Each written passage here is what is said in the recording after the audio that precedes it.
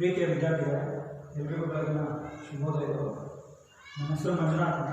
ನಾನು ವೇದಾವತಿ ಬಾಲಿಕಾ ಪ್ರೌಢಶಾಲೆ ಕಡೂರಲ್ಲಿ ಗಣಿತ ಶಿಕ್ಷಕನಾಗಿ ಕಾರ್ಯವನ್ನು ನಿರ್ವಹಿಸ್ತಾ ಇದ್ದೀನಿ.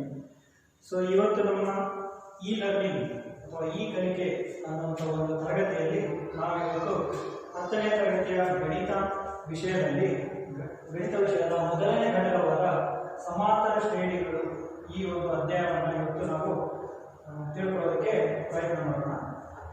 ಮಕ್ಕಳೇ, ನಿಮಗೆಲ್ಲ ಗೊತ್ತಿದೆ, ಸಮಾಂತರ ಶ್ರೇಣಿಗಳು ಅನ್ನೋ ಒಂದು ಪಾಠವನ್ನು ನಾವು 8ನೇ ತರಗತಿಯಲ್ಲೂ ನೋಡಿಲ್ಲ, 9ನೇ ತರಗತಿಯಲ್ಲೂ ಓದಿಲ್ಲ. ಹಾಗಾಗಿ ನಮ್ಗೆ ಇದು ಏನೋ ಒಂಥರ ಹೊಸದಾಗಿರುವಂತಹ ಒಂದು ಪರಿಕಲ್ಪನೆ ಅಂತ ಅನಿಸುತ್ತೆ. ಹಾಗಾಗಿ ನಾವು ಏನ್ ಮಾಡಬೇಕು ಅಂತ ಹೇಳಿದ್ರೆ, ಮೊದಲನೇದಾಗಿ ನಾವು ಶ್ರೇಣಿಗಳು ಈ ಒಂದು ಪದದಲ್ಲಿ ಏನೋ ಒಂದು ವಿಶೇಷವಾದ ಅರ್ಥ ಇದೆ ಅಂತ ಅನಿಸ್ತಾ ಇದೆ. ಹಾಗಾಗಿ ಶ್ರೇಣಿಗಳು ಅನ್ನೋ ಒಂದು ಪದವನ್ನ ಅರ್ಥ ಮಾಡ್ಕೊಳ್ಳೋದಕ್ಕೆ ಪ್ರಯತ್ನ ಮಾಡೋಣ. ಹಾಗಾಗಿ ಶ್ರೇಣಿಗಳು ಅಂದ್ರೆ ಏನಪ್ಪಾ ಅಂತ ಹೇಳಿದ್ರೆ ಮಕ್ಕಳೇ, ಶ್ರೇಣಿಗಳು ಅಂದ್ರೆ ಯಾವುದೋ ಒಂದು ನಿರ್ದಿಷ್ಟ ನಿಯಮಕ್ಕೆ ಅನುಸಾರವಾಗಿ ಜೋಡಿಸಿದ ಸಂಖ್ಯೆಗಳ ಒಂದು ಗುಂಪನ್ನ ನಾವೇನಂತ ಕರಿತೀವಿ? ಶ್ರೇಣಿಗಳು ಅಂತ ಕರಿತೀವಿ. ಮಕ್ಕಳೇ, ನಿಮಗೆಲ್ಲ ಗೊತ್ತಿದೆ, ಸಂಖ್ಯೆಗಳ ಪರಿಚಯ ಇದೆ ಅಲ್ವಾ? ಈ ಸಂಖ್ಯೆಗಳನ್ನ ಯಾವುದೋ ಒಂದು ವಿಶೇಷವಾದ ಒಂದು ನಿಯಮಕ್ಕೆ ಅನುಸಾರವಾಗಿ ಏನ್ ಮಾಡ್ತಾ ಹೋಗಿದ್ದಾರೆ, ಇಲ್ಲಿ ಗುಂಪು ಮಾಡಿದ್ದಾರೆ. ಅದನ್ನ ನಾವೇನಂತ ಕರಿತೀವಿ ಅಂತ ಹೇಳಿದ್ರೆ ಶ್ರೇಣಿಗಳು ಅಂತ ಕರಿತೀವಿ. ಅರ್ಥ ಆಯ್ತಾ ಮಕ್ಕಳೇ? ಹಾಗಾದ್ರೆ ನಾವು ಕೆಲವೊಂದಷ್ಟು ಉದಾಹರಣೆಗಳನ್ನ ನೋಡ್ತಾ ಹೋದಾಗ ಶ್ರೇಣಿಗಳ ಬಗ್ಗೆ ನಮಗೆ ಪೂರ್ತಿಯಾದ ಒಂದು ಪರಿಕಲ್ಪನೆ ಸಿಗ್ತಾ ಹೋಗುತ್ತೆ. ಹಾಗಾದ್ರೆ ಮೊದಲನೇ ಉದಾಹರಣೆ ನೋಡ್ತಾ ಹೋದಾಗ ನಾವು ಮೊದಲನೇ ಉದಾಹರಣೆ ಏನಿದೆಪ್ಪ ಅಂತ ಹೇಳಿದ್ರೆ 1, 2, 3, 4 ಅಂಡ್ ಸೋ ಆನ್ ಅಂತ ಇದೆ. ಮಕ್ಕಳೇ, ನಿಮ್ಗೆಲ್ಲ ಚೆನ್ನಾಗಿ ಗೊತ್ತಿದೆ, ಸಂಖ್ಯೆಗಳ ವಿಧಗಳು ಅಂತ ನಾವು ಓದ್ತೀವಿ. ಅದರಲ್ಲಿ ಸ್ವಾಭಾವಿಕ ಸಂಖ್ಯೆಗಳು ಅಂತ ಬರ್ತಾ ಹೋಗುತ್ತೆ. ಹಾಗಾದ್ರೆ 1, 2, 3, 4 ಇವು ಎಂತ ಸಂಖ್ಯೆಗಳಪ್ಪ ಅಂತ ಕೇಳಿದ್ರೆ ನಿಮ್ಗೆಲ್ಲ ಚೆನ್ನಾಗಿ ಗೊತ್ತಿದೆ, ಇವೆಲ್ಲ ಎಂತ ಸಂಖ್ಯೆಗಳು? ಸ್ವಾಭಾವಿಕ ಸಂಖ್ಯೆಗಳು. ಹಾಗಾದ್ರೆ ಈ ಮೊದಲನೇ ಒಂದು ಉದಾಹರಣೆನ ಯಾವ ಒಂದು ನಿಯಮಕ್ಕೆ ಅನುಸಾರವಾಗಿ ನಾವು ಇದನ್ನ ಗುಂಪು ಮಾಡಿದೀವಿ ಅಂತ ಹೇಳಿದ್ರೆ ಸ್ವಾಭಾವಿಕ ಸಂಖ್ಯೆಗಳ ಅನುಸಾರವಾಗಿ ಗುಂಪು ಮಾಡಿದೀವಿ. ಹಾಗಾಗಿ ಇದನ್ನ ನಾವೇನಂತ ಕರಿತೀವಿ? ಶ್ರೇಣಿ ಅಂತ ಕರಿತೀವಿ. ಅಂತ ಮಕ್ಕಳೇ, ಹಾಗಾಗಿ ಎರಡನೇ ಒಂದು ಉದಾಹರಣೆ ತಗೊಳ್ಳೋಣ. ಎರಡನೇ ಉದಾಹರಣೆ ತಗೊಂಡ್ರೆ ಎರಡನೇ ಉದಾಹರಣೆಯಲ್ಲಿ ಏನಿದೆ? 1, 1, 1, 1 ಈ ತರ ಡಾಟ್ ಡಾಟ್ ಡಾಟ್ ಡಾಟ್ ಹಾಕಿದೀವಿ ಅಂದ್ರೆ ಅರ್ಥ 1 ಅನ್ನೋ ಒಂದು ಸಂಖ್ಯೆ ಇನ್ನೂ ಕೂಡ ಏನಾಗ್ತಾ ಹೋಗ್ತಾ ಇದೆ? ಮುಂದುವರಿತಾ ಹೋಗ್ತಾ ಇದೆ ಅಂತ ಹೇಳಿದ್ರೆ ಇಲ್ಲಿ ಯಾವ ಒಂದು ಸಂಖ್ಯೆ ಪರ್ಯಾಯವಾಗಿ ಪುನರಾವರ್ತನೆ ಆಗ್ತಾ ಇದೆ ಮಕ್ಕಳೇ? 1 ಅನ್ನೋ ಒಂದೇ ಸಂಖ್ಯೆ ಏನಾಗ್ತಾ ಇದೆ? ಪರ್ಯಾಯವಾಗಿ ಪುನರಾವರ್ತನೆ ಆಗ್ತಾ ಇದೆ. ಹಾಗಾಗಿ ಇಲ್ಲಿ ಬಳಸಿರುವಂತಹ ನಿಯಮ ಯಾವುದು ಅಂದ್ರೆ ಪರ್ಯಾಯವಾಗಿ 1 ಅನ್ನೋ ಸಂಖ್ಯೆ ಏನಾಗ್ತಾ ಇದೆ? ಪುನರಾವರ್ತನೆ ಆಗ್ತದೆ. ಹಾಗಾಗಿ ಇದನ್ನ ನಾವೇನಂತ ಕರಿತೀವಿ? ಶ್ರೇಣಿ ಅಂತ ಕರಿತೀವಿ. ಈಗ ಮೂರನೇ ಒಂದು ಉದಾಹರಣೆ ತಗೊಳ್ಳೋಣ. ಮೂರನೇ ಉದಾಹರಣೆ ಗೊತ್ತು ನಿಮಗೆ, 2, 4, 6, 8 ಅಂಡ್ ಸೋ ಆನ್ ಅಂತ ಇದೆ.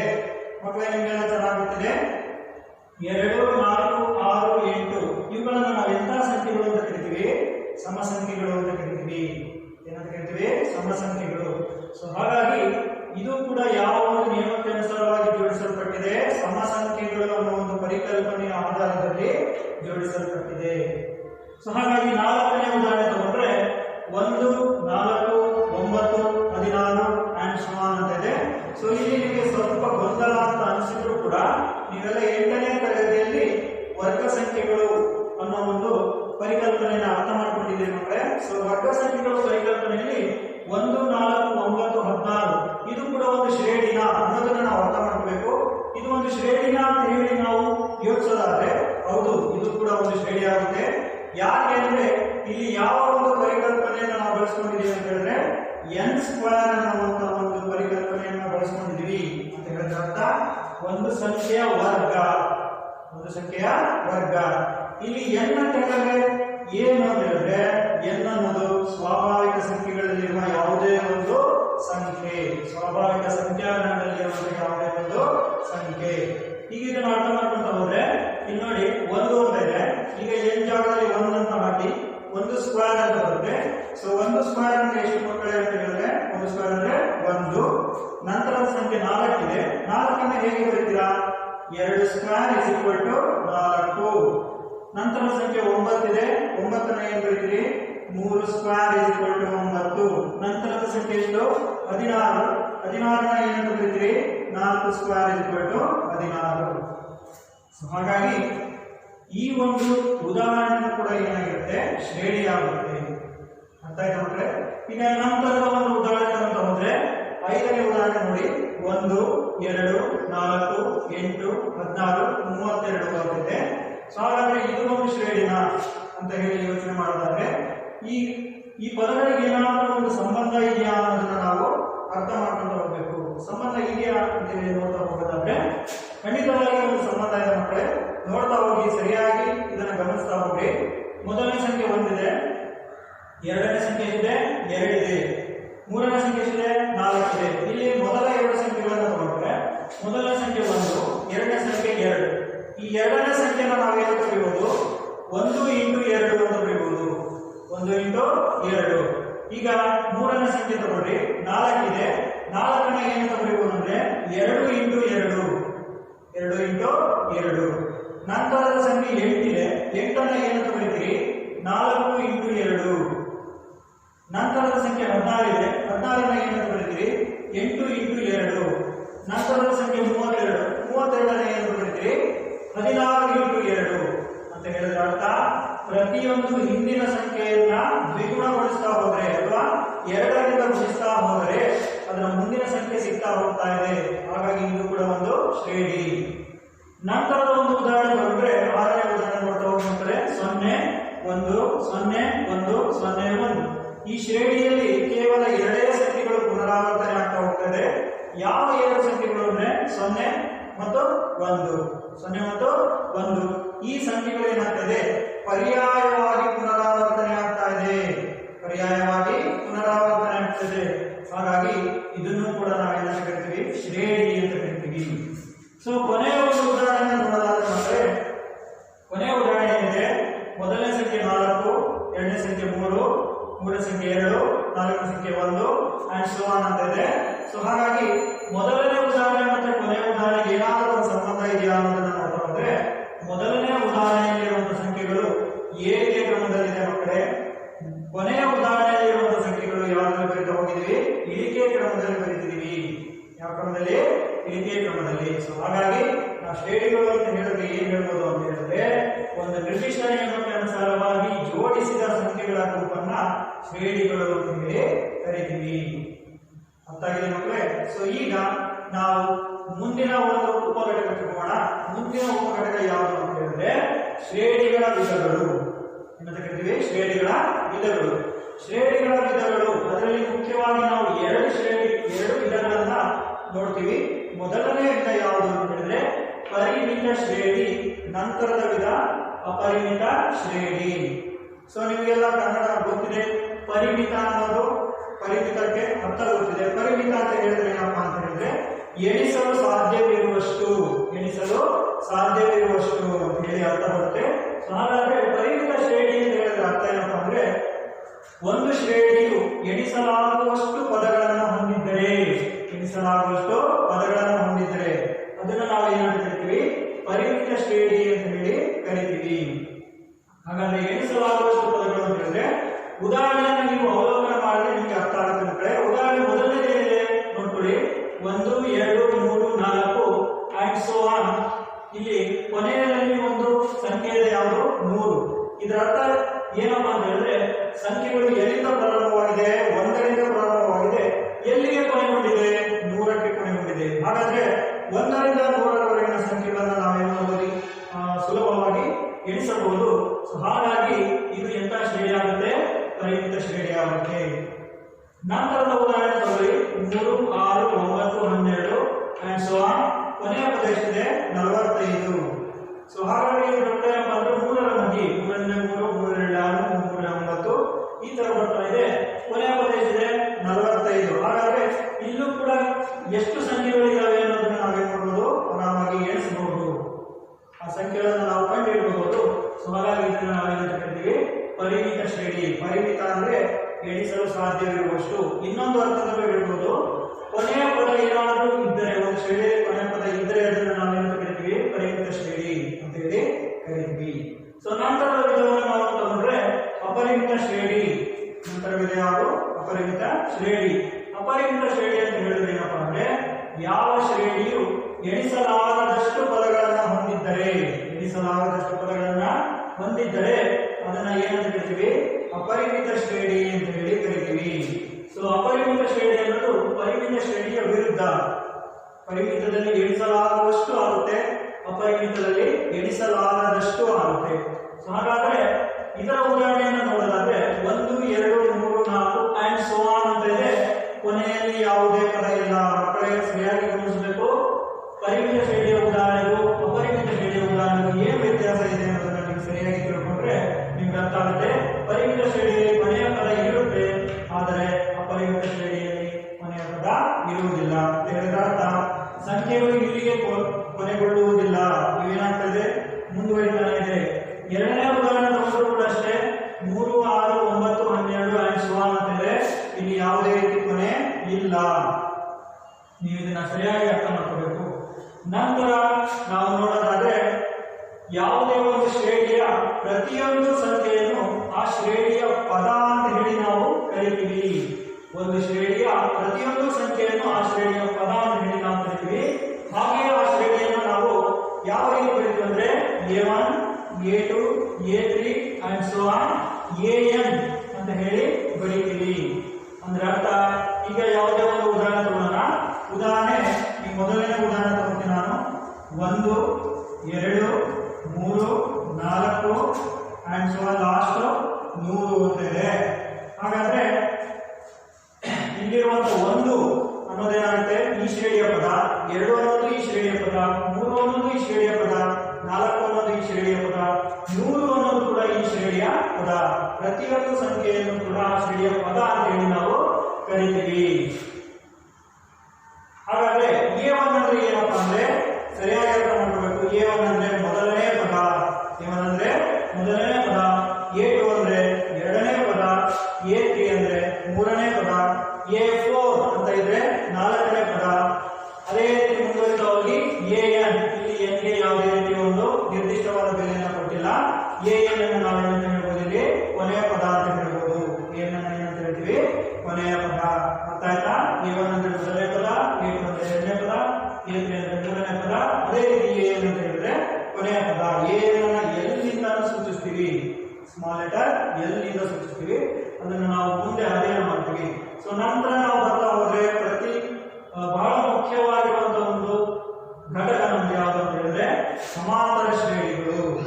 ಹಾಗಾದ್ರೆ ಈಗ ನಾವು ಸಮಾಂತರ ಶ್ರೇಣಿಗಳು ಅಂದ್ರೆ ಏನು ಅನ್ನೋದನ್ನ ಅರ್ಥ ಮಾಡ್ಕೊಳ್ಳೋದಕ್ಕೆ ಪ್ರಯತ್ನ ಮಾಡೋಣ. ಸೊ ಸಮಾಂತರ ಶ್ರೇಣಿಗಳ ಒಂದು ವ್ಯಾಖ್ಯಾನ ಏನಿದೆಯಪ್ಪ ಅಂತ ಹೇಳಿದ್ರೆ ಒಂದು ಶ್ರೇಣಿಯ ಮೊದಲ ಪದವನ್ನು ಹೊರತುಪಡಿಸಿ ನಂತರದ ಪದಗಳನ್ನು ಒಂದು ಸ್ಥಿರ ಸಂಖ್ಯೆಯಿಂದ ಕೂಡುತ್ತಾ ಹೋದಾಗ ದೊರೆಯುವ ಶ್ರೇಣಿಯನ್ನು ಸಮಾಂತರ ಶ್ರೇಣಿ ಎನ್ನುತ್ತೇವೆ. ಒಂದು ಶ್ರೇಣಿಯ ಮೊದಲ ಪದವನ್ನು ಹೊರತುಪಡಿಸಿ ನಂತರದ ಪದಗಳನ್ನು ಒಂದು ಸ್ಥಿರ ಸಂಖ್ಯೆಯಿಂದ ಕೂಡುತ್ತಾ ಹೋದಾಗ ದೊರೆಯುವ ಶ್ರೇಣಿಯನ್ನ ಸಮಾಂತರ ಶ್ರೇಣಿ ಎನ್ನುತ್ತೇವೆ. ಇಲ್ಲಿ ಬಹಳ ಮುಖ್ಯವಾಗಿ ಗಮನಿಸಬೇಕಾಗಿರುವಂತಹ ಪದ ಯಾವುದಂದ್ರೆ ಸ್ಥಿರ ಸಂಖ್ಯೆ. ಅದು ಸ್ಥಿರ ಸಂಖ್ಯೆ ಅನ್ನೋದನ್ನ ನಾವು ಬಹಳ ಮುಖ್ಯವಾಗಿ ಗಮನಿಸಬೇಕಾಗುತ್ತೆ.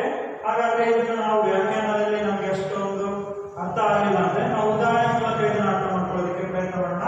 ಸೊ ಮೊದಲನೇ ಉದಾಹರಣೆ ಏನಿದೆಯಪ್ಪ ಅಂತ ನೋಡ್ಕೊಳ್ಳಿ. ಮೊದಲನೇ ಉದಾಹರಣೆ 1 5 9 13 ಅಂಡ್ ಸೋ ಆನ್ ಅಂತ ಇದೆ.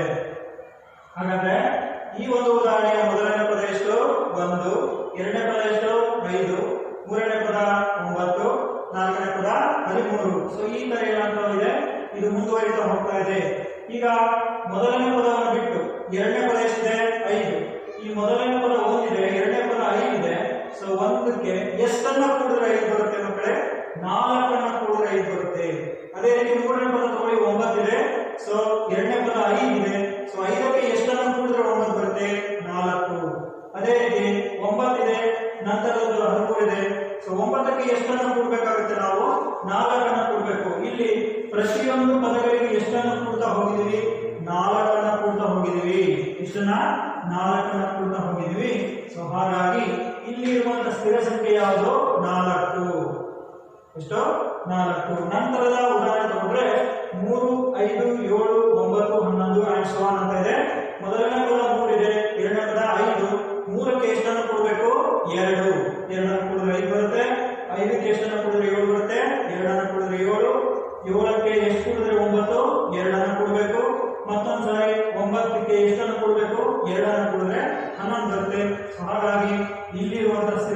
ಎಷ್ಟು 2.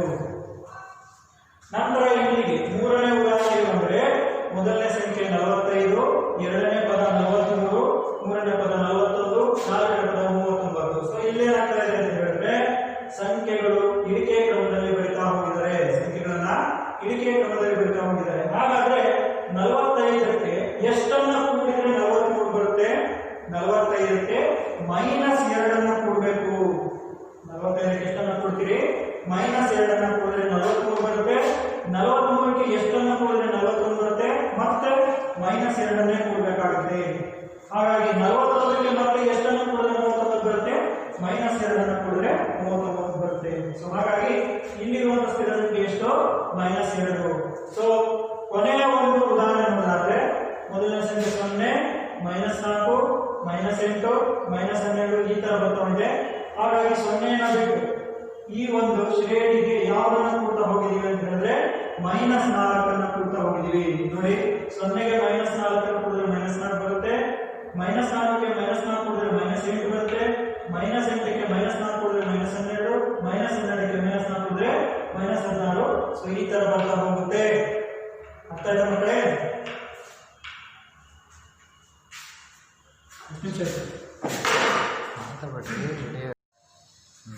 ಆತ್ಮೀಯ ವಿದ್ಯಾರ್ಥಿಗಳೇ, ಹಿಂದಿನ ತರಗತಿಯಲ್ಲಿ ನಾವು ಶ್ರೇಣಿಗಳನ್ನು ಕಲಿತು ಸಮಾಂತರ ಶ್ರೇಣಿ ಅಂತ ಕಲಿತು, ಹಾಗೆ ಶ್ರೇಣಿಯ ವಿಧಗಳು ಯಾವುವು, ಸಮಾಂತರ ಶ್ರೇಣಿಯ ವ್ಯಾಖ್ಯಾನ ಏನು, ಇದೆಲ್ಲದರ ಬಗ್ಗೆ ನಾವು ಸಂಪೂರ್ಣವಾಗಿ ತಿಳ್ಕೊಂಡಿದ್ವಿ.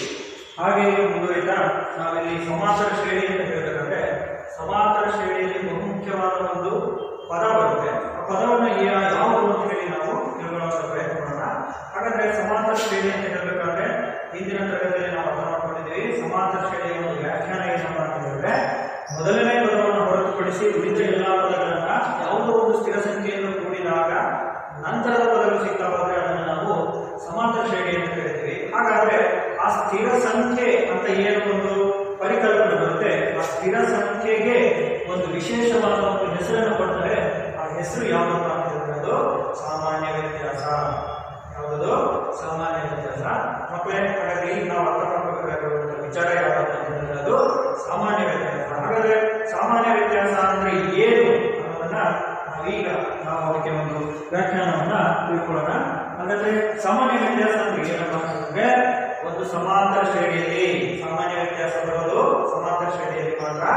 ಹಾಗಾದ್ರೆ ಒಂದು ಸಮಾಂತರ ಶ್ರೇಣಿಯಲ್ಲಿ ಯಾವ ಸ್ಥಿರ ಸಂಖ್ಯೆಯನ್ನು ನಾವಾಗಲೇ ಹೇಳಿದೆ, ಸ್ಥಿರ ಸಂಖ್ಯೆ ಅನ್ನೋದು ಬಹಳ ಮುಖ್ಯ. ಸ್ಥಿರ ಸಂಖ್ಯೆಗೆ ಒಂದು ವಿಶೇಷವಾದ ಹೆಸರಿದೆ, ಅದೇ ಸಾಮಾನ್ಯ ವ್ಯತ್ಯಾಸ ಅಂತ. ಯಾವ ಒಂದು ಸ್ಥಿರ ಸಂಖ್ಯೆಯನ್ನು ಕೂಡಿದಾಗ ಮುಂದಿನ ಪದಗಳು ಸಿಗುತ್ತವೆಯೋ ಆ ಸಂಖ್ಯೆಯನ್ನು ನಾವೇನಂತ ಕರಿತೀವಿ? ಸಾಮಾನ್ಯ ವ್ಯತ್ಯಾಸ. ಇಲ್ಲಿರುವಂತಹ ಸ್ಥಿರ ಸಂಖ್ಯೆ ಯಾವುದು ಅಂತ ಹೇಳಿದ್ರೆ ಸ್ಥಿರ ಸಂಖ್ಯೆಗೆ ಏನಂತ ಕರಿತೀವಿ? ಸಾಮಾನ್ಯ ವ್ಯತ್ಯಾಸ ಅನ್ನೋ ಒಂದು ಹೆಸರಿನಿಂದ ಕರಿತೀವಿ. ಹಾಗಾದ್ರೆ ಸಾಮಾನ್ಯ ವ್ಯತ್ಯಾಸವನ್ನು ಒಂದು ನಿರ್ದಿಷ್ಟವಾದ ಸಂಕೇತದಿಂದ ಸೂಚಿಸ್ತೀವಿ. ಆ ಸಂಕೇತ ಯಾವುದು ಅಂದ್ರೆ ಡಿ, ಸ್ಮಾಲ್ ಲೆಟರ್ ಡಿ ನಿಂದ ಸೂಚಿಸ್ತೀವಿ. ಹಾಗಾದ್ರೆ ಸಾಮಾನ್ಯ ವ್ಯತ್ಯಾಸವನ್ನು ನಾವು ಡಿ ನಿಂದ ಸೂಚಿಸ್ತೀವಿ. ಹಾಗಾದ್ರೆ ನಮ್ಗೆ ಗೊತ್ತಿದೆ A1, A2, A3, A4 and so on up to AN ಅನ್ನೋದು ಸಮಾಂತರ ಶ್ರೇಣಿಯಾದಾಗ, ಒಂದು ಸಮಾಂತರ ಶ್ರೇಣಿಯಾದಾಗ ಡಿ ಅಂದ್ರೆ ಏನಪ್ಪ ಅಂತ ಹೇಳಿದ್ರೆ ಸಾಮಾನ್ಯ ವ್ಯತ್ಯಾಸ. ಡಿ ಈಸ್ ಈಕ್ವಲ್ ಟು ವ್ಯತ್ಯಾಸ ಅಂತ ಹೇಳಬೇಕಾದ್ರೆ ಎರಡು ಪದಗಳನ್ನು ನಾವೇನ್ ಮಾಡಬೇಕು? ಕಳಿಬೇಕು. ಎರಡು ಪದಗಳನ್ನು ಮಾಡಬೇಕು, ಕಳಿಬೇಕು. ಗೊತ್ತಿದೆ ವ್ಯವಕಲನ ಅಂದ್ರೆ ಏನು ಅಂತ. ಅಲ್ಲಿ ಬರುವಂತದನ್ನ ನಾವು ಅಂಶವನ್ನು ನಾವು ವ್ಯತ್ಯಾಸ ಅಂತ ಕರಿತೀವಿ. ಸೊ ಹಾಗಾಗಿ ಇಲ್ಲಿ A1, A2, A3, A4 and so on up to AN ಅನ್ನೋದು ಒಂದು ಸಮಾಂತರ ಶ್ರೇಣಿಯಾದಾಗ ಡಿ ಈಸ್ ಈಕ್ವಲ್ ಟು ವ್ಯತ್ಯಾಸ ಅಂತ ಕರಿತೀವಿ. ಹಾಗಾಗಿ ಎರಡು ಪದಗಳನ್ನು ಕಳಿಬೇಕು. ಹಾಗಾದ್ರೆ ಯಾವಪ್ಪ ಅಂತ ಹೇಳಿದ್ರೆ A2 A1. A2 ಅಂದ್ರೆ ಎರಡನೇ ಪದ, A1 ಅಂದ್ರೆ ಮೊದಲನೇ ಪದ. ಅಥವಾ D is equal to A3 A2. A3 A2 ಮಾಡಿದಾಗ ಏನ್ ಬರುತ್ತೋ ಅದೇ ಉತ್ತರ A2 A1 ಮಾಡಿದಾಗಲೂ ಬರುತ್ತೆ. ಅದೇ ರೀತಿ A4 A3 ಮಾಡಿದಾಗಲೂ ಕೂಡ ಇವನ್ನ ಕಲನಾದ ಬರುವಂತ ಉತ್ತರಕ್ಕೆ ಏನಾಗಿರುತ್ತೆ? ಅದು ಸಮನಾಗಿರುತ್ತೆ. ಸೊ ಹಾಗಾಗಿ ಅದನ್ನು ನಾವು ಸ್ಥಿರ ಸಂಖ್ಯೆ ಅಂತ ಕರಿತೀವಿ. ಹಾಗಾಗಿ ನಾವು ಒಂದು ಸಾಮಾನ್ಯ ರೂಪದಲ್ಲಿ D ಗೆ ಒಂದು ಸೂತ್ರವನ್ನು ಬರೆದ್ರೆ D is equal to A of k plus 1 AK plus 1 minus AK. ಅಂದ್ರೆ AK plus 1 ಅಂದ್ರೆ ಮುಂದಿನ ಪದ, AK ಅಂದ್ರೆ ಹಿಂದಿನ ಪದ. ಇಲ್ಲೇ ನೀವು ಅರ್ಥ ಮಾಡಬೇಕು. A2 A1 ಅಂತ ಇದೆ. A1 ಅಂದ್ರೆ ಮೊದಲನೇ ಪದ, A2 ಅಂದ್ರೆ ಎರಡನೇ ಪದ. ಮುಂದಿನ ಪದ ಯಾವುದು ಅಂದ್ರೆ ಎರಡನೇ ಪದ. ಹಿಂದಿನ ಪದ ಯಾವುದಂದ್ರೆ ಮೊದಲನೇ ಪದ. ಸೊ ಹಾಗಾಗಿ ಇಲ್ಲಿ ನಾವು ಒಂದು ನಿರ್ದಿಷ್ಟವಾದ ಒಂದು ಸೂತ್ರವನ್ನು ಕೊಡ್ತೀವಿ. d is equal to ak plus 1 minus ak. ಇಲ್ಲಿ k belongs to n. n ಅಂದ್ರೆ ನಿಮಗೆಲ್ಲ ಗೊತ್ತಿದೆ. n ಅಂದ್ರೆ ಎಂತ ಸಂಖ್ಯೆಗಳು? ಸ್ವಾಭಾವಿಕ ಸಂಖ್ಯೆಗಳು. ಎಂತ ಸಂಖ್ಯೆಗಳು? ಸ್ವಾಭಾವಿಕ ಸಂಖ್ಯೆಗಳು. ಹಾಗಾದ್ರೆ ಯಾವುದೋ ಒಂದು ಸಮಾಂತರ ಶ್ರೇಣಿಯನ್ನು ತಗೊಂಡು ನಾವು ಸಾಮಾನ್ಯ ವ್ಯತ್ಯಾಸ ಕಂಡುಹಿಡಿದ್ರೆ ಸ್ಥಿರ ಸಂಖ್ಯೆ ಬರುತ್ತಾ ಬರಲ್ವಾ ಅನ್ನೋದನ್ನ ನಾವೇ ನೋಡೋಣ. ಇಲ್ಲಿ ಒಂದು ಸಮಸ್ಯೆ ಇದೆ ನೋಡ್ಕೊಳ್ಳಿ. 2 4 6 8 and so on. ಇದು ಒಂದು ಸಮಾಂತರ ಶ್ರೇಣಿ.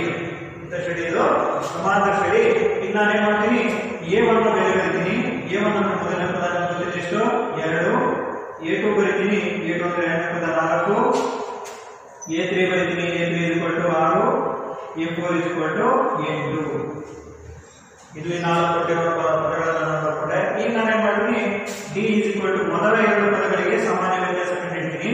d is equal to a2 minus a1 ಅಂದ್ರೆ a2 ಅಂದ್ರೆ ಎಷ್ಟು? 4 minus 2. d is equal to 2. 4 ಅಂದ್ರೆ 2. ಅದೇ ತರ d is equal to a3 minus a2 ಮಾಡ್ತೀನಿ. a3 ಅಂದ್ರೆ ಎಷ್ಟು? 6 minus a2 ಅಂದ್ರೆ 4. 6 minus 4 2. ಮತ್ತೆ ಇಲ್ಲಿ d ಗಮನಿಸ್ತಾ ಹೋಗ್ಬೇಕು. ಇಲ್ಲೂ 2 ಬಂತು, ಇಲ್ಲೂ 2 ಬಂತು. ಅದೇ ತರ ಇನ್ನೊಂದು ಮಾಡ್ತೀನಿ. d is equal to a4 minus a3 ಮಾಡ್ತೀನಿ. a4 ಅಂದ್ರೆ ಎಷ್ಟು? a4 ಅಂದ್ರೆ ಎಷ್ಟಿದೆ ಇಲ್ಲಿ? 8. 8 minus 6. 8 minus 6 ಅಂದ್ರೆ ಎಷ್ಟು? 2. therefore d is equal to 2. So ಇಲ್ಲಿ ನೀವು ಗಮನಿಸಬೇಕು, ಸಾಮಾನ್ಯ ವ್ಯತ್ಯಾಸ ಸ್ಥಿರವಾಗಿದೆ. ಎಲ್ಲೂ ಕೂಡ ಬದಲಾವಣೆ ಆಗಿಲ್ಲ. ಇಲ್ಲಿ 2 ಬಂದಿದೆ, ಇಲ್ಲೂ ಕೂಡ 2 ಬಂದಿದೆ, ಇಲ್ಲೂ ಕೂಡ 2 ಬಂದಿದೆ. ಸೊ therefore ನಾವೇನಂತ ಇದಕ್ಕೆ ಒಂದು ಕನ್ಕ್ಲೂಷನ್ ಕೊಡ್ಬೋದು ಅಂದ್ರೆ, therefore ಇಲ್ಲಿ ಸಾಮಾನ್ಯ ವ್ಯತ್ಯಾಸ ಸ್ಥಿರವಾಗಿರುವುದರಿಂದ, ಸಾಮಾನ್ಯ ವ್ಯತ್ಯಾಸ ಏನಾಗಿದೆ? ಸ್ಥಿರವಾಗಿದೆ. ಹಾಗಾಗಿ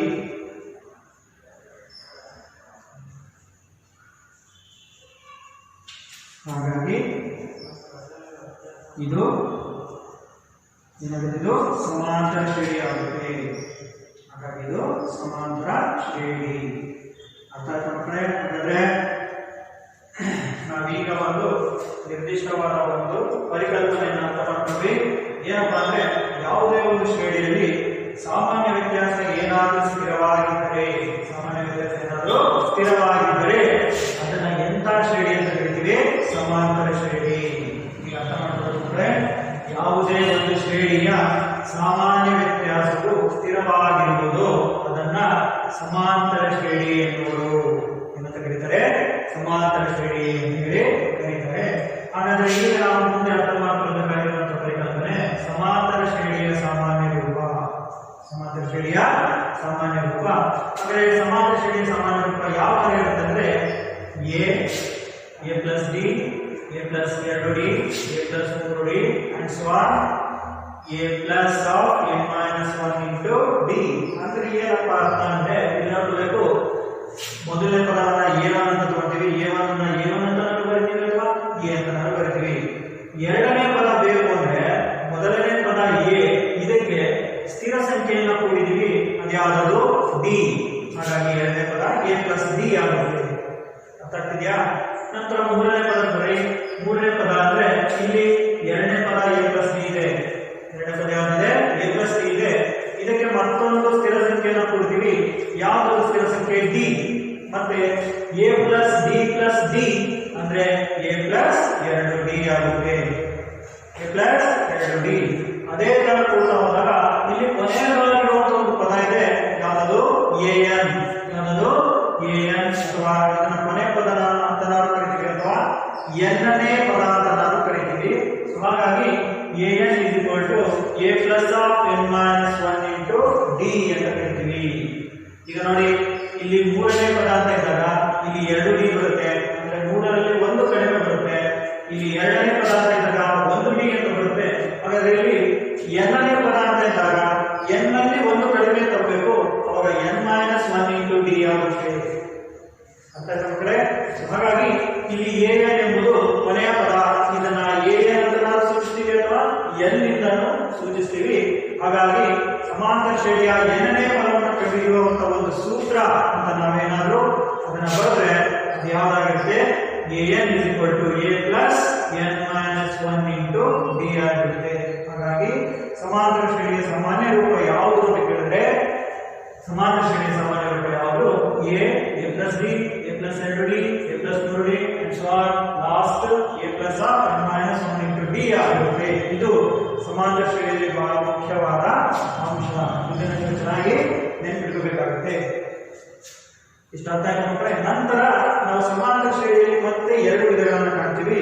ಸೊ ಯಾವುದು ಅಂತ ಹೇಳಿದ್ರೆ ಮೊದಲನೇದು ಪರಿಮಿತ ಸಮಾಂತರ ಶ್ರೇಣಿ. ಇದು ಬಹಳ ಸುಲಭವಾಗಿರುವ ಅಂಶ.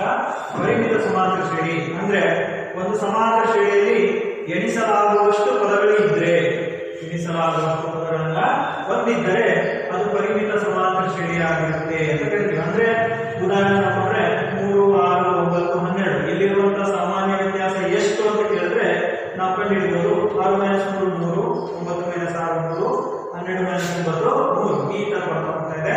ಹಾಗಾದ್ರೆ ಈ ಶ್ರೇಣಿಯನ್ನು ನಾವು ಎಣಿಸಬಹುದಾ? ಖಂಡಿತವಾಗ್ಲೂ ಎಣಿಸಬಹುದು. ಯಾಕಂದ್ರೆ ಕೊನೆಯದಾಗಿ ಏನಿದೆ ಅಂತ ನೋಡಬೇಕು. ಕೊನೆಯದಾಗಿರೋದೆಷ್ಟು 48. ಅಂದ್ರೆ ಈ ಶ್ರೇಣಿ 48ಕ್ಕೆ ಕೊನೆಗೊಳ್ಳುತ್ತೆ. ಅಂದ್ರೆ ಅರ್ಥ 3 ರಿಂದ 48ರವರೆಗೂ ಏನೇನು ಸಂಖ್ಯೆಗಳು ಬರ್ತಾ ಹೋಗುತ್ತೋ ಅದು ಈ ಶ್ರೇಣಿಗಳಲ್ಲಿದೆ ಅಂತ ಅರ್ಥ. ಹಾಗಾಗಿ ನಾವು ಇದನ್ನು ಎಣಿಸಬಹುದು. ಹಾಗಾಗಿ ಇದರಿಂದ ಶ್ರೇಣಿ ಆಗುತ್ತೆ ಪರಿಮಿತ ಸಮಾಂತರ ಶ್ರೇಣಿ ಆಗಿರುತ್ತೆ. ನಂತರ ಇನ್ನೊಂದು ವಿಧ ಇದೆ ಅಪರಿಮಿತ ಸಮಾಂತರ ಶ್ರೇಣಿ. ಏನಿದು ಅಪರಿಮಿತ ಅಂತ ಹೇಳಿದ್ರೆ ಪರಿಮಿತಕ್ಕೆ ವಿರುದ್ಧವಾಗಿರೋದು. ಅಲ್ಲಿ ಎಣಿಸಲಾಗುವಷ್ಟು, ಇಲ್ಲಿ ಎಣಿಸಲಾರದಷ್ಟು ಅಷ್ಟೇ ವ್ಯತ್ಯಾಸ. ಹಾಗಾಗಿ ಒಂದು ಸಮಾಂತರ ಶ್ರೇಣಿಯು ಎಣಿಸಲಾರದಷ್ಟು ಪದಗಳನ್ನು ಹೊಂದಿದ್ದರೆ ಅದನ್ನು ನಾವು ಅಪರಿಮಿತ ಸಮಾಂತರ ಶ್ರೇಣಿ ಅಂತ ಕರಿತೀವಿ.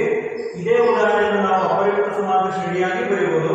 ಯಾವ ತರ ಬರೀಬಹುದು ಅಂತ ನೋಡ್ಕೊಳ್ಳಿ. 3 ಸಮ ಇದೆ 6 9 12 ಅಂಡ್ ಸೊ ಆನ್ ಮುಂದುವರೆದಿದೆ. ಇಲ್ಲಿ ಕೊನೆಯದಾಗಿ ಪದ ಬರೆದಿದ್ದೀವಿ, ಇಲ್ಲಿ ಕೊನೆಯದಾಗಿ ಪದ ಬರೆದಿಲ್ಲ. ಅಂದ್ರೆ ಅರ್ಥ ಈ ಶ್ರೇಣಿ ಅಲ್ಲಿಗೆ ಕೊನೆಗೊಳ್ಳುವುದಿಲ್ಲ. ಈ ಶ್ರೇಣಿ ಇನ್ನೂ ಕೂಡ ಏನಾಗ್ತಾ ಹೋಗ್ತಾ ಇದೆ, ಮುಂದುವರಿತಾ ಹೋಗ್ತಾ ಇದೆ. ಮಕ್ಕಳೇ, ಈಗ ಇದಕ್ಕೆ ಸಂಬಂಧಪಟ್ಟಿರುವಂತಹ ಕೆಲವೊಂದು ಸಮಸ್ಯೆಗಳನ್ನ ನಾವು ಬಿಡಿಸುವಂತ ಒಂದು ಪ್ರಯತ್ನ ಮಾಡೋಣ. ಸೊ ಹಾಗಾದ್ರೆ ಇಲ್ಲಿ ಮೊದಲನೇ ಒಂದು ಸಮಸ್ಯೆ ಕೊಟ್ಟಿದ್ದಾರೆ. ಏನ್ ಸಮಸ್ಯೆ ಇದೆ ನೋಡ್ಕೊಳ್ಳಿ.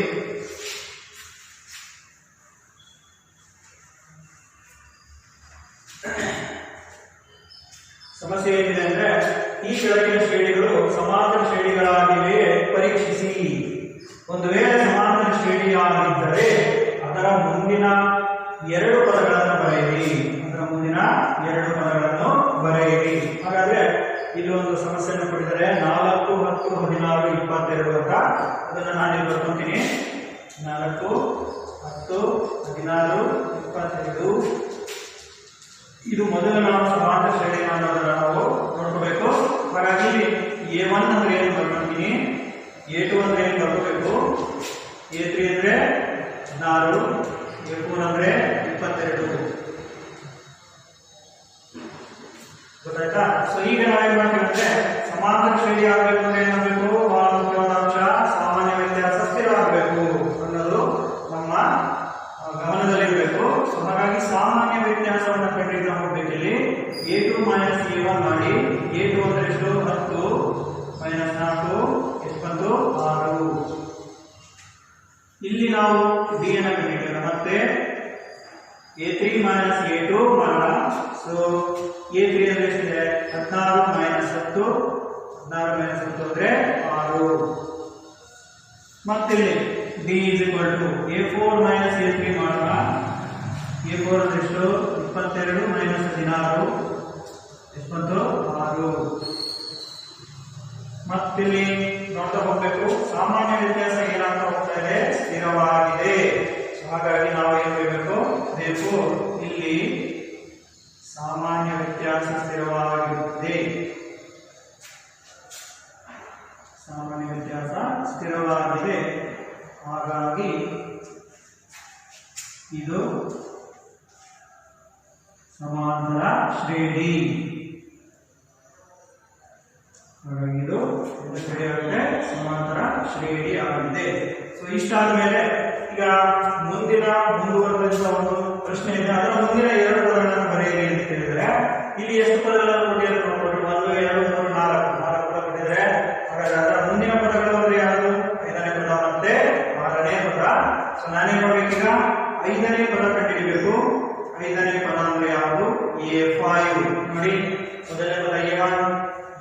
ಎರಡನೇ ಪದ, A3 ಮೂರನೇ ಪದ, A4 ನಾಲ್ಕನೇ ಪದ, A5 ಅಂದ್ರೆ ಐದನೇ ಪದ. A5 ಅನ್ನು ನಾವು ಯಾವ ತರ ಬರೀತೀವಿ ಅಂದ್ರೆ A ಪ್ಲಸ್ 5ಕ್ಕಿಂತ 1 ಕಡಿಮೆ ತಗೋಬೇಕು. 5ಕ್ಕಿಂತ 1 ಕಡಿಮೆ ಎಷ್ಟು? 4 4D. ಹಾಗಾಗಿ ಐದನೇ ಪದವನ್ನು ಕಂಡುಹಿಡಿಯುವಂತಹ ಸೂತ್ರ ಏನಪ್ಪ ಅಂದ್ರೆ A ಪ್ಲಸ್ 4D ಆಗಿರುತ್ತೆ. ಹಾಗಾಗಿ A5 is equal to A ಅಂದ್ರೆ ಎಷ್ಟು? A ಅಂದ್ರೆ A ಅಂದ್ರೂ ಒಂದೇ, A1 ಅಂದ್ರೂ ಒಂದೇ. ಸೊ ಹಾಗಾಗಿ A ಅಂದ್ರೆ 4 ಪ್ಲಸ್ 4ನ ಹಾಗೆ ಬರೋಣ ಇಂಟು D ಅಂದ್ರೆ ಎಷ್ಟು? 6. D ಅಂದ್ರೆ ಎಷ್ಟು? 6. 4 ಪ್ಲಸ್ 4 24, 24 ಪ್ಲಸ್ 4 28. ಹಾಗಾಗಿ ಐದನೇ ಪದ A5 is equal to 28. ಐದನೇ ಪದ ಇನ್ನೊಂದು ಪದವನ್ನು ಬರೆಯಬೇಕಾದ್ರೆ ನಾವೀಗ ಆರನೇ ಪದ ಅಂದ್ರೆ ಯಾವುದು? A6. ಸೊ ಹಾಗಾಗಿ ಇದಕ್ಕೂ ಕೂಡ ಸೂತ್ರ ಬರೀಬೇಕು. A ಪ್ಲಸ್ 6ಕ್ಕಿಂತ 1 ಕಡಿಮೆ ಎಷ್ಟು? 5. A plus 5D. A ಅಂದ್ರೆ ಎಷ್ಟು? 4 ಪ್ಲಸ್ 5 ಇಂಟು D ಅಂದ್ರೆ 6. 4 ಪ್ಲಸ್ 5 30. 30 ಪ್ಲಸ್ 4 34. A6 ಅಂದ್ರೆ 34. ನಾವು ಮಾಡೋದು ಸರಿಯಾದ ಸರಿ ಗೊತ್ತಾಗುತ್ತೆ ನಿಮಗೆ. ಇಲ್ಲೇ ನೋಡ್ಕೊಳ್ಳಿ, ಐದನೇ ಪದ 28, ಆರನೇ ಪದ 34. 34 ಮತ್ತು 28ಕ್ಕೆ ವ್ಯತ್ಯಾಸ ಎಷ್ಟು ಅಂತ ನೋಡಬೇಕು. 34 28 ಅಂತಂದ್ರೆ ಮತ್ತೆ ಒಂದು ಸೆಕೆಂಡ್ 6 ಬರುತ್ತೆ. ಸೊ ಅಲ್ಲಿಗೆ ಸಾಮಾನ್ಯ ವ್ಯತ್ಯಾಸ ಏನಾಗಿದೆ? ಸ್ಥಿರವಾಗಿದೆ. ಸೊ ಹಾಗಾಗಿ ಈಗ ಇದು ಒಂದು ಸಮಾಂತರ ಶ್ರೇಣಿ ಅಂತ ಗೊತ್ತಾಯ್ತು ನಮಗೆ. ಸಮಾಂತರ ಶ್ರೇಣಿ ಬಂದಾದ್ಮೇಲೆ ಮುಂದಿನ ಪದಗಳನ್ನು ಕೂಡ ನಾವು ಬರ್ದಿದ್ವಿ. ಸೊ ಈ ತರ ಸಮಸ್ಯೆಗಳು ಪರೀಕ್ಷೆಯಲ್ಲಿ ಬರುವಂತ ಸಾಧ್ಯತೆಗಳಿವೆ. ಹಾಗಾಗಿ ಇನ್ನೊಂದೆರಡು ಸಮಸ್ಯೆಗಳನ್ನು ನಾವು ಬಿಡಿಸೋಣ.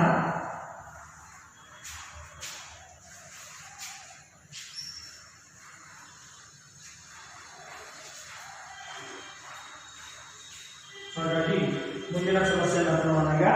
ಮುಂದಿನ ಸಮಸ್ಯೆ ಏನಿದೆ ಅಂದ್ರೆ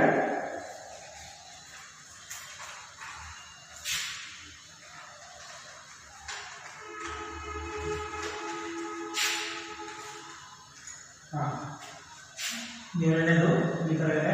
1 -1 -3 -5 ಅಂತ ಇದೆ ಎರಡನೇ ಸಮಸ್ಯೆ. 1 -1 -3 -5. ಇಲ್ಲಿ A ಅಂದ್ರೆ ಎಷ್ಟು? 1. A2 ಅಂದ್ರೆ -1. A3 ಅಂದ್ರೆ -3. A4 ಅಂದ್ರೆ -5. ಇದು ಸಮಾಂತರ ಶ್ರೇಣಿ ಆಗುತ್ತಾ? ನಾವೀಗ ಇದನ್ನ ಪರೀಕ್ಷಿಸಬೇಕು.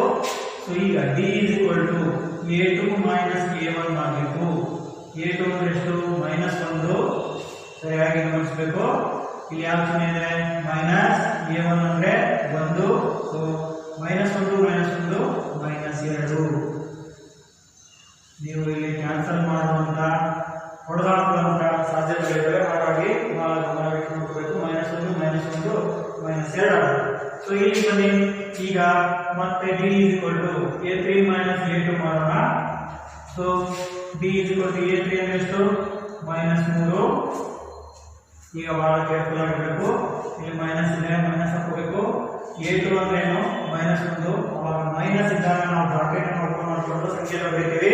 So therefore D is equal to -3 -1 +1 -3 +1 ಅಂದ್ರೆ ವಿಜಾತೀಯ ಸಂಖ್ಯೆಗಳಾಗುತ್ತೆ. ಸೊ ಕಳಿಬೇಕು. ಕಳೆದಾಗ -2 ಬಂತು. ಈಗ D is equal to ಮತ್ತೆ -2. ಮತ್ತೆ ಇದಕ್ಕೂ ಮಾಡಿದ್ರೆ ನಾವು D is equal to A4 minus A3. A4 ಅಂದ್ರೆ ಎಷ್ಟು? -5 -3. therefore -5 +3 ಮತ್ತೆ ಕಳಿಬೇಕು. ಕಳೆದ ಮತ್ತೆ -2 ಬರುತ್ತೆ. ಸೊ ಈಗ ನೀವು ಬರ್ತಾ ಇರಬೇಕು. ಸಾಮಾನ್ಯ ವ್ಯತ್ಯಾಸ ಎಲ್ಲ ಕಡೆ ಇವತ್ತು ಸ್ಥಿರವಾಗಿದೆ. therefore ಸಾಮಾನ್ಯ ವ್ಯತ್ಯಾಸವು ಸ್ಥಿರವಾಗಿದೆ. ಹಾಗಾಗಿ ಇದು ಸಮಾಂತರ ಶ್ರೇಣಿ. ಹಾಗಾಗಿ ಇದು ಸಮಾಂತರ ಶ್ರೇಣಿ ಆಗುತ್ತೆ. ಅರ್ಥಾಯ್ತಾ? ಹಾಗಾದ್ರೆ ಮುಂದಿನ ಪದಗಳನ್ನು ಬರೆಯಿರಿ. ಮುಂದಿನ 2 ಪದಗಳನ್ನು ಬರೆಯಿರಿ ಅಂತ ಕೊಟ್ಟಿದ್ದಾರೆ. ಸೊ ಇಲ್ಲಿ 4 ಪದ ಇದೆ. ಸೊ 5ನೇ ಪದ ಬರೀತೀವಿ ನಾವು. A5 ಮತ್ತು once again ಇಲ್ಲಿ ಮಾಡಿದ್ವಿ ಈಗ ತಾನೇ. A5 A +4 ಕೊಡಿ. ಅದೇ ಸೂತ್ರ ಬರ್ಕೊಡ್ತೀನಿ. A +4 ಕೊಡಿ. ಎ ಅಂದ್ರೆ ಎಷ್ಟು? ಎ ಅಂದ್ರೆ 1 ಪ್ಲಸ್ 4 ಇಂಟು ಡಿ ಅಂದ್ರೆ -2. ಈಗ ನೋಡ್ಕೊಳ್ಳಿ, 1 ಪ್ಲಸ್ ಇಂಟು ಮೈನಸ್ ಮೈನಸ್ ಚಿಹ್ನೆಗಳಿದ್ದಾಗ ಗುಣಿಸ್ಕೋಬೇಕು. ಪ್ಲಸ್ ಇಂಟು ಮೈನಸ್ ಮೈನಸ್ ಆಗುತ್ತೆ. 4 2 8. ಈಗ 8ರಲ್ಲಿ 1 ಅನ್ನು ಕಳೆದ್ರೆ -7. ದೊಡ್ಡಕ್ಕೆ ಚಿಹ್ನೆಯನ್ನು ಇಡ್ತೀವಿ ನಾವು. ಸೊ ಹಾಗಾಗಿ a5 ಎಷ್ಟು ಬಂತು? -7. ಅದೇ ತರ ಇನ್ನೊಂದು ಪದವನ್ನು ಕಂಡುಹಿಡಿಯೋಣ. a6 is equal to a plus 5d ಆಗುತ್ತೆ. ಸೊ a ಅಂದ್ರೆ ಎಷ್ಟು? a ಅಂದ್ರೆ ಇಲ್ಲೇ ಇದೆ 1 ಪ್ಲಸ್ 5 ಇಂಟು d ಅಂದ್ರೆ -2. ಸೊ ಹಾಗಾಗಿ 1 plus into minus minus 5 10. So 10ರಲ್ಲಿ 1 ಕಳೆದ್ರೆ -9. So therefore a6 is equal to -9 ಆಗುತ್ತೆ. ಅರ್ಥ ಆಯ್ತಾ ಮಕ್ಕಳೇ? ಸುಮಾರಾಗಿ ಯಾವುದೇ ಒಂದು ಪ್ರಶ್ನೆಯನ್ನು ಕೊಟ್ಟಾಗ ಸಮಾಂತರ ಶ್ರೇಣಿನ ಅಂತ ಪರೀಕ್ಷಿಸಿ ಅಂತ ಕೊಟ್ರೆ ನಾವು ಮೊದಲು ಏನು ಕಂಡುಹಿಡಬೇಕು? ಸಾಮಾನ್ಯ ವ್ಯತ್ಯಾಸವನ್ನ ಕಂಡುಹಿಡಬೇಕು. ಅದೇನಾದ್ರು ಸ್ಥಿರವಾಗಿದ್ರೆ ಅದು ಸಮಾಂತರ ಶ್ರೇಣಿ ಆಗುತ್ತೆ. ಅರ್ಥ ಆಯ್ತಾ? ಹಾಗಾಗಿ ಈಗ ಇನ್ನೊಂದು ಸಮಸ್ಯೆಯನ್ನು ನಾವು ನೋಡೋಣ.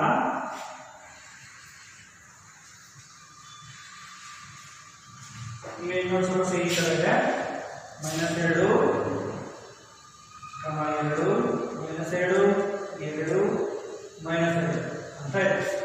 ಈಗ ಸಮಾಂತರ ಶ್ರೇಣಿಯನ್ನು ನೋಡಬೇಕು. a1 ಅಂದ್ರೆ -2, a2 ಅಂದ್ರೆ 2, a3 ಅಂದ್ರೆ -2, a4 ಅಂದ್ರೆ 2. ಸಾಕು, ಅವಶ್ಯಕತೆ ಇಲ್ಲ, ಸಾಕಾಗುತ್ತೆ. ಈಗ b a2 a1 ಮಾಡ್ಕೊಳ್ಳಿ. a2 ಅಂದ್ರೆ ಇಲ್ಲೇ ಇದೆ 2 ಮೈನಸ್ -2 a1 ಅಂದ್ರೆ -2.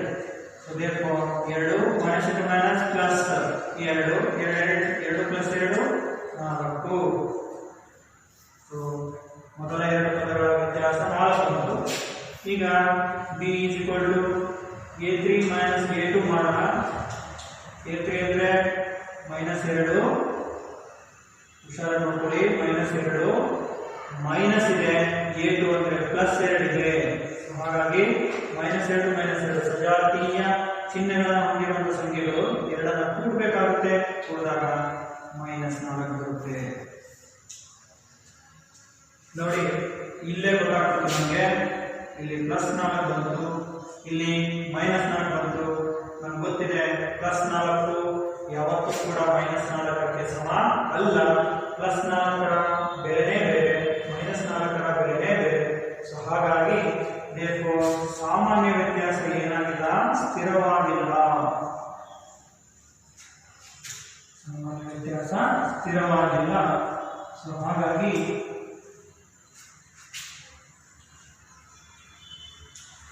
ಸ್ಥಿರವಾಗಿಲ್ಲ ಅಂದ್ರೆ ಇದು ಸಮಾಂತರ ಶ್ರೇಣಿ ಆಗುತ್ತಾ? ಆಗಲ್ಲ. ಸೊ ಹಾಗಾಗಿ ಇದು ಸಮಾಂತರ ಶ್ರೇಣಿ ಅಲ್ಲ. ಇದು ಸಮಾಂತರ ಶ್ರೇಣಿ ಅಲ್ಲ ಅಂತ ಬರೀತೀವಿ. ಇದಕ್ಕೆ ಮತ್ತೆ 5ನೇ ಪದ 6ನೇ ಪದವನ್ನು ಕಂಡುಹಿಡಿಯುವಂತ ಅವಶ್ಯಕತೆ ಏನು ಇಲ್ಲ. ಅರ್ಥ ಆಯ್ತಾ ಮಕ್ಕಳೇ? ಗೊತ್ತಾಯ್ತಾ? ಹಾಗಾಗಿ ಈ ತರ ಒಂದು ಸಮಸ್ಯೆಗಳನ್ನ ಬಿಡಿಸ್ಕೊಂತ ಹೋಗ್ತೀವಿ. ಈಗ ನಂತರದ ಒಂದು ಪರಿಕಲ್ಪನೆ ಹೋಗೋಣ. ನಂತರದ ಪರಿಕಲ್ಪನೆ ಬಹಳ ಇಂಪಾರ್ಟೆಂಟ್, ಬಹಳ ಮುಖ್ಯವಾಗಿರುವಂತಹ ಪರಿಕಲ್ಪನೆ. ಸಮಾಂತರ ಶ್ರೇಣಿಯ n ನೇ ಪದ ಅಂತ ಕರಿತೀವಿ. ಯಾವುದು? ಸಮಾಂತರ ಶ್ರೇಣಿಯ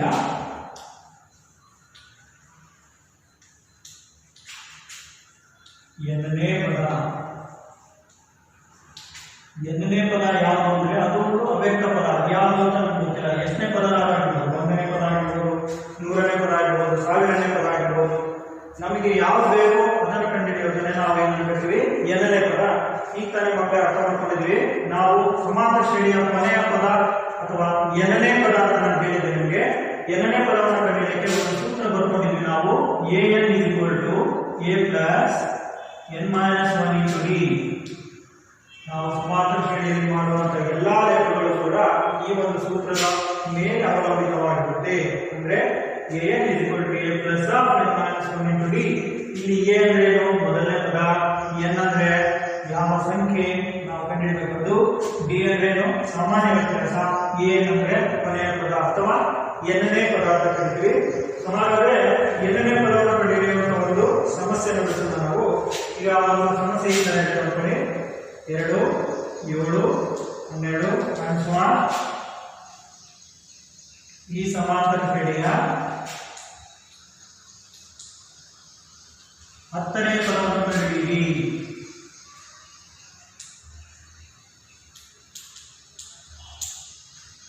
ಈ ಸಮಾಂತರ ಶ್ರೇಣಿಯ ಎಷ್ಟನೇ ಪದ? 10ನೇ ಪದವನ್ನು ಕಂಡುಹಿಡಿಯಿರಿ ಅಂತ ಅವರೇ ಕೊಟ್ಟಿದ್ದಾರೆ. ಸೊ ಹಾಗಾಗಿ ನಾವೇನ್ ಮಾಡಬೇಕು? 10ನೇ ಪದವನ್ನು ಕಂಡುಹಿಡಿಯಬೇಕು. ಅದಕ್ಕೂ ಮುಂಚೆ ಕೊಟ್ಟಿರುವಂತಹ ಶ್ರೇಣಿಯನ್ನ ಗಮನಿಸಬೇಕು. ಕೊಟ್ಟಿರುವ ಶ್ರೇಣಿಯಲ್ಲಿ ಏನಾದರೂ ಅಂಶಗಳು ಇದೆಯಾ, ನಮಗೆ ಬೇಕಾದ ಅಂಶಗಳು ಇದೆಯಾ ನೋಡಬೇಕು. ಸೊ ಮೊದಲನೇದಾಗಿ ಮೊದಲನೇ ಪದ ಇದೆ. ಮೊದಲನೇ ಪದ 2. ನಂತರ ಮೊದಲನೇ ಪದ ಕೊಟ್ಟ ಮೇಲೆ ನಾವೇನು ಕಂಡುಹಿಡಿಯಬೇಕು? ಸಾಮಾನ್ಯ ವ್ಯತ್ಯಾಸ ಕಂಡುಹಿಡಿಯಬೇಕು. ಸಾಮಾನ್ಯ ವ್ಯತ್ಯಾಸ ಇಲ್ಲಿ ಎರಡೆರಡು ಗುಣಿಸಲು ಮಾಡುವ ಅವಶ್ಯಕತೆ ಇಲ್ಲ. ಯಾಕಂದ್ರೆ ಅವರೇ ಕೊಟ್ಟುಬಿಟ್ಟಿದ್ದಾರೆ ಈ ಸಮಾಂತರ ಶ್ರೇಣಿಯ ಅಂದ್ರೆ ಎಲ್ಲಾ ಕಡೆ ಸಾಮಾನ್ಯ ವ್ಯತ್ಯಾಸ ಏನಾಗಿರುತ್ತೆ? ಸ್ಥಿರವಾಗಿರುತ್ತೆ. ಸೊ ಹಾಗಾಗಿ ನಾವು ಒಂದು ಬಾರಿ ಮಾತ್ರ ನಾವು ಸಾಮಾನ್ಯ ವ್ಯತ್ಯಾಸ ಕಂಡುಹಿಡಿಯಬೇಕು. So d is equal to ನಾನು ಏನು ಮಾಡ್ತೀನಿ? a2 ಮೈನಸ್ a1 ಕಂಡುಹಿಡ್ಕೊಳ್ತೀನಿ. a2 minus a1. So therefore d is equal to a2 ಅಂದ್ರೆ ಎಷ್ಟು? 7 ಮೈನಸ್ a1 ಅಂದ್ರೆ 2. d is equal to 7 ರಲ್ಲಿ 2 ಅನ್ನು ಕಳೆದ್ರೆ ಎಷ್ಟು? 5. ಇದು ನಮಗೆ ಬೇಕಾಗಿರುವಂತ ಅಂಶ. ಈಗ ಎಷ್ಟನೇ ಪದ ಕಂಡುಹಿಡಿಯ ಕೇಳಿದರೆ 10ನೇ ಪದ. 10ನೇ ಪದ ಅಂದ್ರೆ ಅದು ಯಾವುದು? ಎನ್ನೇ ಪದ. ಎಷ್ಟನೇ ಪದ ಯಾವುದು? ಎನ್ನೇ ಪದ. therefore n is equal to 10. ಈಗ ನಾವು ಈ ಸೂತ್ರವನ್ನು ಬಳಸ್ಕೊಂತೀವಿ. ಮತ್ತೆ an is equal to a plus of n minus 1 into d. So n 0 ಕಡೆ ಎಷ್ಟು ಹಾಕಬೇಕೀಗ? 10. ಸೊ a 10 ಏನಿದೆ? ಸೊ ನಾನು 10 ಅನ್ನು ಬರ್ಕೊಂತೀನಿ. is equal to ಇಲ್ಲಿ a ಅಂತ ಇದೆ. ಸೊ a ಅಂದ್ರೆ ಮೊದಲನೇ ಪದ ಎಷ್ಟು? 2 ಪ್ಲಸ್ n ಅಂದ್ರೆ 10 ಮೈನಸ್ 1 ಇಂಟು d. d ಅನ್ನು ಇಲ್ಲಿ ಕಂಡುಹಿಡಿದಿದ್ದೀವಿ. d ಅಂದ್ರೆ ಎಷ್ಟು? 5. ಸೊ therefore 2 ಪ್ಲಸ್ 10ರಲ್ಲಿ 1 ಕಳೆದ್ರೆ ಎಷ್ಟು? 9 ಇಂಟು 5. 9 ಇಂಟು 5. therefore 2 ಪ್ಲಸ್ 9 ಇದೆ 45. 45 ಪ್ಲಸ್ 2 47. ಸೊ ಹಾಗಾಗಿ ಈ ಸಮಾಂತರ ಶ್ರೇಣಿಯ 10ನೇ ಪದ ಎಷ್ಟು? 47. ಎಷ್ಟದು? 47 ಬರುತ್ತೆ. ಅರ್ಥ ಆಯ್ತು ಮಕ್ಕಳೇ? ಮೊದಲೇ ಮಾಡ್ಕೋಬೇಕು, a ಅನ್ನು ಬರ್ಕೋಬೇಕು, ಸಾಮಾನ್ಯ ವ್ಯತ್ಯಾಸ ಕಂಡುಹಿಡಿಯಬೇಕು. ಎಷ್ಟನೇ ಪದ ಕೇಳಿದರೆ ಆ ಪದಕ್ಕೆ n ಇಸ್ಕೊಂಡು ಎಷ್ಟು ಅಂತ ಬರ್ಕೋಬೇಕು. ಈ ಸೂತ್ರವನ್ನು ಬಳಸಿಕೊಂಡು ನಾವು ಈ ಬೆಲೆಗಳನ್ನೆಲ್ಲ ಆದೇಶ ಮಾಡಿದ್ರೆ ನಮಗೆ ಎಷ್ಟನೇ ಪದ ಬೇಕು ಅಷ್ಟನೇ ಪದ ನಮಗೆ ಸಿಗ್ತಾ ಹೋಗುತ್ತೆ. ಅರ್ಥ ಆಯ್ತಾ? ಸೊ ಈಗ ನಾವು ಇನ್ನೊಂದು ಸಮಸ್ಯೆನ ಬಿಡಿಸುವಂತ ಪ್ರಯತ್ನ ಮಾಡೋಣ. ಸೊ ಇನ್ನೊಂದು ಸಮಸ್ಯೆ ಈ ತರ ಇದೆ ಕೊಡ್ರಿ. ಒಂದು ಸಮಾಂತರ ಶ್ರೇಣಿಯ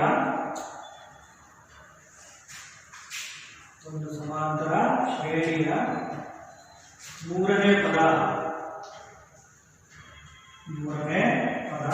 5 ಮತ್ತು 7ನೇ ಪದ 9 ಆದರೆ ಆ ಸಮಾಂತರ ಶ್ರೇಣಿಯನ್ನು ಕಂಡುಹಿಡಿಯಿರಿ.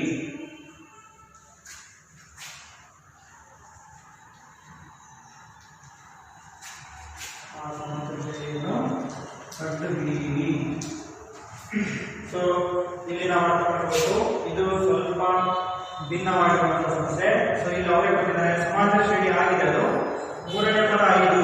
ಮೂರನೇ ಪದ ಅಂದ್ರೆ ಯಾವುದು? a3 is equal to 5. ಏಳನೇ ಪದ 9. ಏಳನೇ ಅಂದ್ರೆ ಯಾವುದು? a7 is equal to 9.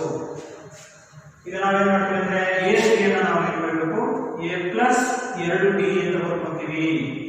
a plus 2d that's equal to 5. ಇದನ್ನ ನಾವು ಸಮೀಕರಣ 1 ಅಂತ ಬರ್ಕೊಳ್ಳೋಣ. a7 ಅಂದ್ರೆ ಇದನ್ನ ನಾವೇನ್ ಮಾಡಬಹುದು? 7 ಅಂತ ಇರೋದ್ರಿಂದ 1 ಕಡಿಮೆ ಬೇಕು. a plus 6d is equal to 9. ಇದು ಸಮೀಕರಣ 2 ಆಗಿರಲಿ. ಈಗ ನಾವೇನ್ ಮಾಡ್ತೀವಿ? ಸಮೀಕರಣ 2ರಲ್ಲಿ ಸಮೀಕರಣ 1 ಕಳೆದಾಗ ಏನ್ ಮಾಡ್ಬೇಕು? ನಾವು ಕಳಿಬೇಕು. ಸೊ ಸಮೀಕರಣ 2 ಏನಿದೆ? a plus 6d is equal to 9. ಸಮೀಕರಣ ಮುಂದೇನಿದೆ a plus 2d is equal to 5. ಕಳೆಯಿರಿ ಅಂತ ಕೊಟ್ಟಾಗ ನಾವು ಮಾಡ್ತೇವೆ ಕಳಿಬೇಕಾದಾಗ ನಾವು ಪ್ರತಿಯೊಂದು ಪದಗಳ ಚಿಹ್ನೆ ಅದರ ಬದಲಾಗುತ್ತೆ. ಇಲ್ಲಿ ಪ್ಲಸ್ ಇದೆ ಸೊ ಮೈನಸ್ ಆಗುತ್ತೆ, ಇಲ್ಲೂ ಪ್ಲಸ್ ಇದೆ ಸೊ ಮೈನಸ್ ಬರುತ್ತೆ, ಇಲ್ಲಿ ಪ್ಲಸ್ ಆಗಿದೆ ಹಾಗಾಗಿ ಇದು ಮೈನಸ್ ಆಗುತ್ತೆ. ಚಿಹ್ನೆಗಳನ್ನು ಬದಲಾಯಿಸಿಕೊಳ್ಬೇಕು. ಸೊ ಹಾಗಾಗಿ ಎ ಮತ್ತೆ ಎ ಎರಡೂ ಕೂಡ ಏನಾಗುತ್ತೆ, ಎ ನಲ್ಲಿ ಎ ಬರುತ್ತೆ ನಮಗೆ 0 ಬರುತ್ತೆ. ಹಾಗಾಗಿ ಇವೆಲ್ಲವನ್ನು ನಾವು ಮಾಡ್ಬೋದು, ಕ್ಯಾನ್ಸಲ್ ಮಾಡ್ಕೋಬಹುದು. ಮಾಡ್ಕೊಂಡ್ರೆ ಈಗ 6 ಇದೆ ಪ್ಲಸ್ 2 ಅಲ್ಲ, ಇದು ಈಗ ಎಂತ 2 ಮೈನಸ್ 2, 6 ಅಲ್ಲಿ 2 ಹಾಕಿದ್ರೆ 4. ಈಗ ಡಿ ಮತ್ತು ಡಿ ಸಜಾತಿಯ ಪದಗಳು. ಸೊ 6d ಮೈನಸ್ 2d ಅಂದ್ರೆ ಎಷ್ಟು ಡಿ 4d. ಈಗ 9 ಇದೆ ಮೈನಸ್ 5 ಇದೆ, 9 ಅಲ್ಲಿ 5 ಹಾಕಿದ್ರೆ ಎಷ್ಟು 4. So therefore 4d is equal to 4 ಅಂತ ಬರುತ್ತೆ.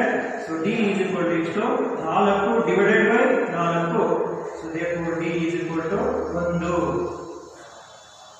ಸಾಮಾನ್ಯ ವ್ಯತ್ಯಾಸ ಎಷ್ಟು ಬಂತು 1. ಈಗ ಈ ಸಾಮಾನ್ಯ ವ್ಯತ್ಯಾಸವನ್ನು ಇಟ್ಕೊಂಡು ನಾವು ಏನು ಮಾಡಬೇಕು, ಮೊದಲನೇ ಪದವನ್ನು ಕಂಡುಹಿಡಿಯಬೇಕು. ಸೊ ಹಾಗಾದ್ರೆ ಮೊದಲನೇ ಪದ ಈಗ ನೋಡಿ d is equal to 1 ಅನ್ನ ಸಮೀಕರಣ 1ರಲ್ಲಿ ಆದೇಶಿಸಿ. ಸಮೀಕರಣ ಮುಂದಿದೆ ನೋಡಿ a plus 2d is equal to 5 ಅಂತ ಇದ್ರೆ ಅದನ್ನು ಬರ್ಕೋಬೇಕು. So a plus 2 into d ಅಂದ್ರೆ 1 is equal to 5. a plus 2 is equal to 5. a is equal to 5 ಅಲ್ಲಿ ಹಾಕಿದ್ರೆ ಸೊ ಇದು minus 2. So a is equal to 3. ಈಗ ನಮಗೆ a ಬೆಲೆ ಸಿಕ್ತು, b ಬೆಲೆ ಸಿಕ್ತು. ಇಷ್ಟಕ್ಕೆ ಲೆಕ್ಕ ಮುಗಿದಿಲ್ಲ. ಸಮಾಂತರ ಶ್ರೇಣಿಯನ್ನು ಕಂಡುಹಿಡಿಯಿರಿ ಅಂತ ಕೇಳಿದ್ರೆ ಸೊ therefore ಸಮಾಂತರ ಶ್ರೇಣಿ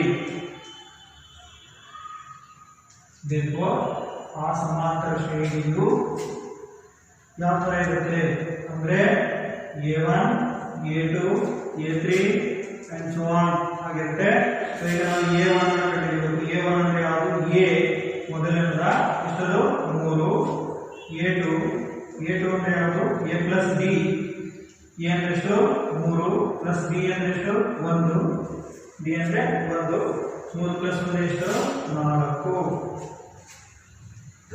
a3 ಅಂದ್ರೆ a ಪ್ಲಸ್ 2d, a ಅಂದ್ರೆ 3 ಪ್ಲಸ್ 2 ಇಂಟು d ಅಂದ್ರೆ 1, 3 ಪ್ಲಸ್ 2 ಅಂದ್ರೆ 2, 3 ಪ್ಲಸ್ 2 ಎಷ್ಟು 5. ಇದೇ ತರ ಶ್ರೇಣಿ ಮುಂದುವರಿತಾ ಹೋಗುತ್ತೆ.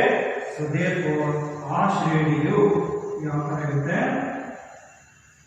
3 4 5 and so on ಆಗಿರುತ್ತದೆ. ಸೊ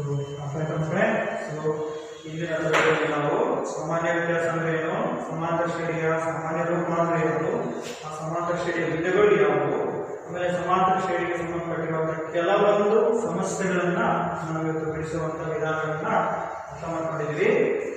ಹಾಗಾಗಿ ಮುಂದಿನ ತರಗತಿಯಲ್ಲಿ ಮುಂದಿನ ಭಾಗವನ್ನು ಎಲ್ಲರಿಗೂ ನಮಸ್ಕಾರ.